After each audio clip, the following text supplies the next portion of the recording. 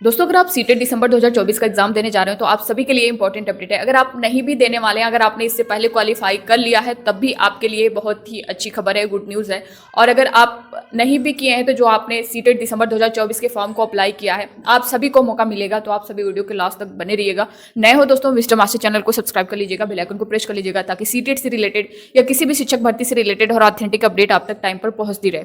यहाँ पे दोस्तों शिक्षा मंत्रालय के द्वारा जो है निर्देश दिया गया है कि शिक्षकों को जितने पद हैं, लगभग 8 लाख पद हैं और हर स्टेट में आपको रिक्त पद जितने हैं उनको भरने को कहा गया है शिक्षा मंत्रालय की तरफ से। तो टोटल हर राज्य में अगर हम देखें, चाहे यूपी हो, बिहार हो, आपका मध्य प्रदेश हो, झारखंड हो, छत्तीसगढ़ हो, सभी स्टेट का हम लोग देखेंगे कहाँ पर कितने पद खाली हैं और कब तक जो है आपके ये जो वैकेंसी है कब तक देखने को मिलेगी, क्या जो दिसंबर 2024 के अभ्यर्थी हैं उनको मौका मिलेगा या नहीं मिलेगा, सब कुछ हम लोग डिटेल में जानने वाले हैं। दोस्तों, ये आपके लिए बहुत ही अच्छा मौका है, सुनहरा मौका है, इससे अच्छा मौका आपको नहीं मिलने वाला है। तो सब कुछ हम लोग डिटेल में जानेंगे। स्क्रीन पर जो न्यूज़ की कटिंग है आप लोग स्क्रीन पर देख भी पा रहे होंगे, आर्टिकल जो दिया गया है, देश भर के स्कूलों में शिक्षकों के 8 लाख पद रिक्त, इसके बारे में क्या कुछ पूरा डिटेल दिया गया है। प्राइमरी में कितनी वैकेंसी आपकी है, सेकेंडरी में कितनी है, किस स्टेट में कितनी है, सब कुछ डिटेल में जानेंगे। यहाँ पे स्क्रीन पर देख भी सकते हैं, देश भर के स्कूलों में नए शैक्षणिक सत्र से नई राष्ट्रीय शिक्षा नीति एनईपी के तहत तैयार नई पाठ्य पुस्तकों को पढ़ाने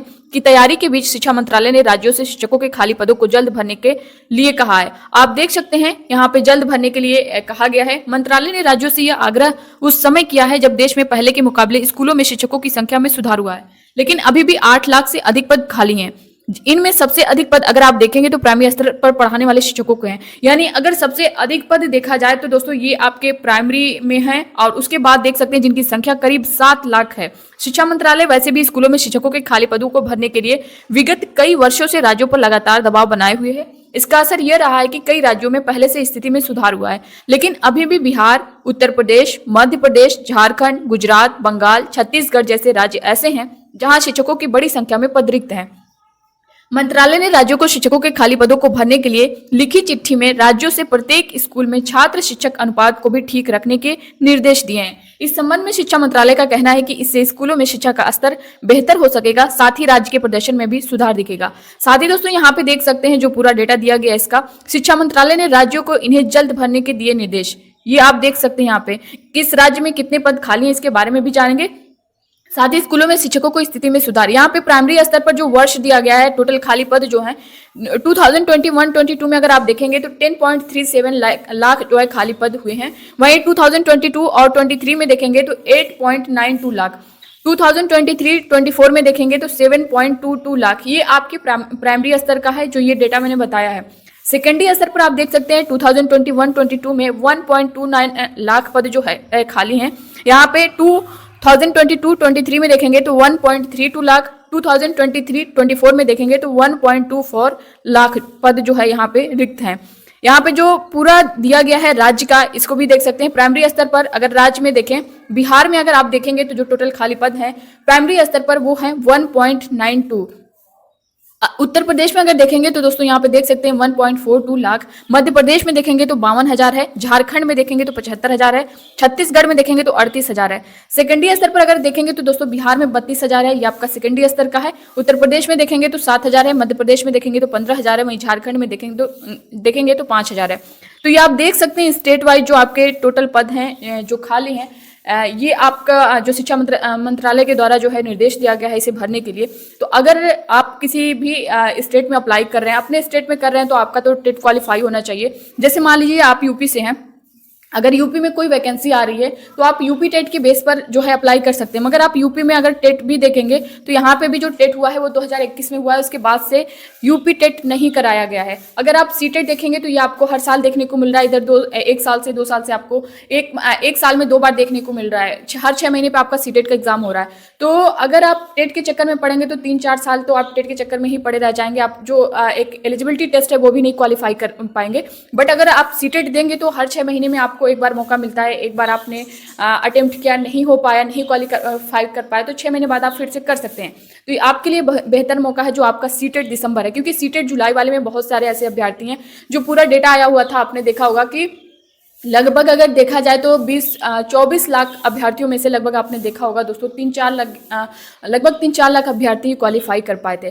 तो आपको इसको हल्के में नहीं लेना है, सीटेट को अच्छे से आप लोग प्रिपरेशन करें, क्योंकि इसी के बेस पर अगर आप कहीं भी अप्लाई कर रहे हैं, चाहे अपने स्टेट में करें या अदर स्टेट में करें, जैसे आप बिहार से हैं, अगर आपको यूपी में कोई वैकेंसी देखने को मिल रही है तो आप सीटेट के बेस पर अप्लाई कर सकते हैं, ना कि बीटेट के बेस पर। वही हाल अगर आप यूपी के हैं, अगर आपको बिहार में या अदर झारखंड, छत्तीसगढ़ कहीं भी आपको कोई वैकेंसी देखने को मिल रही है तो आपका सीटेट क्वालिफाई रहेगा तभी आप अप्लाई कर पाएंगे, वरना नहीं कर पाएंगे। तो सीटेट आपके लिए जरूरी है, आपके स्टेट के लिए भी, अदर स्टेट के लिए भी। सेंट्रल में कोई वैकेंसी आ रही है उसके लिए भी आपका केवीएस है, एनवीएस है, DSSS भी है, सेंट्रल की कोई भी वैकेंसी आप उसमें भी अप्लाई कर सकते हैं। तो यह आपके लिए बहुत अच्छा मौका है। और ये जो वैकेंसी आपको देखने को मिल रही है दोस्तों, ये आप अगर सीटेट दिसंबर वाला एग्जाम देंगे, क्वालिफाई कर लेंगे तो आपके पास बहुत अच्छा मौका होगा, बहुत सारी वैकेंसी आपको देखने को मिलने वाली है। तो ये सारी चीज़ें हैं, इसको लेकर के आपको मेरे कहने का मतलब यही है कि आपको अच्छे से पढ़ाई करनी है, क्योंकि आपका जो एग्ज़ाम है वो 14 दिसंबर को एग्ज़ाम डेट दी गई है। और ये भी बताया गया है कि अगर जो है नंबर ऑफ कैंडिडेट सीटेट में ज़्यादा होंगे तो फिर शिफ्ट सेकेंड शिफ्ट में भी कराया जा सकता है, यानी एक ही शिफ्ट में आपका पेपर है, एक ही दिन है 14 दिसंबर को। अगर कैंडिडेट ज़्यादा होते हैं, यानी अगर 25 लाख प्लस जाते हैं तो फिर जो है वो दो शिफ्ट कर दिया जाएगा। और 2 शिफ्ट होगा तो फिर आपकी एग्जाम डेट चेंज हो सकती है, क्योंकि 13 को जो है आपका बीपीएससी का पेपर है, 15 को जो है अदर कम्पिटिटिव एग्जाम है, 14 को आपको सीटेट का दिसंबर है। तो अगर एग्जाम होगा 2 शिफ्टों में होगा तो वो कंटिन्यू होगा, यानी 14 को होगा तो 15 को होगा, इस तरह से होगा। ऐसा नहीं है कि कोई एक दिन होगा फिर उसके बाद एक हफ्ते बाद कोई एग्जाम होगा।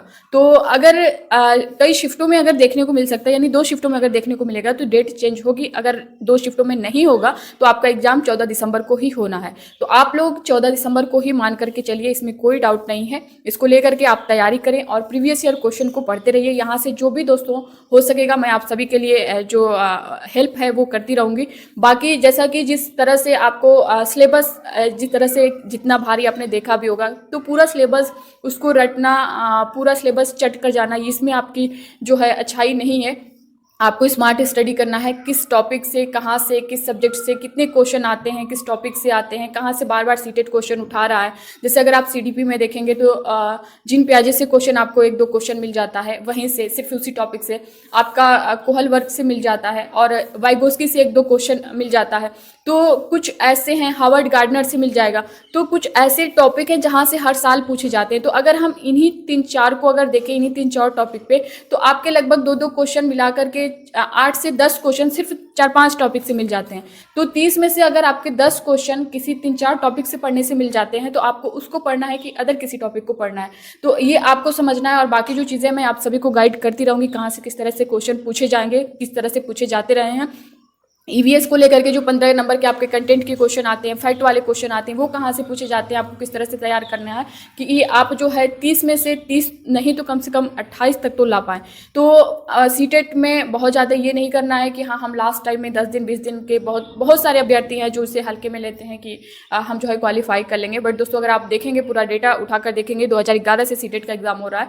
बहुत सारे, जैसा कि मैंने जुलाई वाला ही बताया कि लगभग 24 लाख अभ्यर्थी इसमें सम्मिलित हुए थे, जिसमें से लगभग अगर आप देखेंगे तो 3-4 लाख अभ्यर्थी ही पास कर पाए।